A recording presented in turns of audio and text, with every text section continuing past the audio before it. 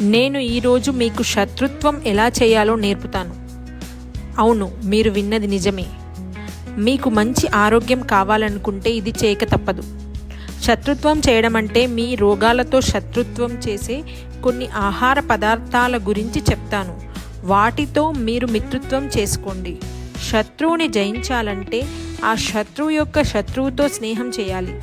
అంటే మీరు కూడా మీ రోగాలు అనే శత్రువుల్ని జయించాలంటే వాటి శత్రువులైన ఈ ఆహార పదార్థాలతో మిత్రుత్వం చేయాలి. మీరు హార్ట్ ప్రాబ్లమ్స్తో పోరాడాలంటే రోజు ఒక దానిమ్మ పండుని తినడం అలవాటు చేసుకోండి. మీకు క్యాన్సర్తో శత్రుత్వం చేయాలనుందా? అయితే రోజు చిటికెడు పసుపుని పాలల్లో కలిపి తీసుకోండి. మీకు ఏవైనా చర్మ సమస్యలు వేధిస్తుంటే రోజు పరగడుపున ఒక ఉసిరికాయను తినడం అలవాటు చేసుకోండి.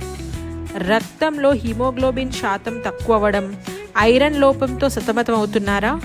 అయితే రాత్రి పడుకునే ముందు కొన్ని కిస్మిస్లని, కొన్ని నువ్వుల్ని నానబెట్టి పరగడుపున ఆ నీటిని తాగి నానబెట్టిన కిస్మిస్ మరియు నువ్వుల్ని నమిలి మింగేసేయండి. బీపీ మరియు హై కొలెస్ట్రాల్ని దూరంగా ఉంచాలనుకుంటున్నారా?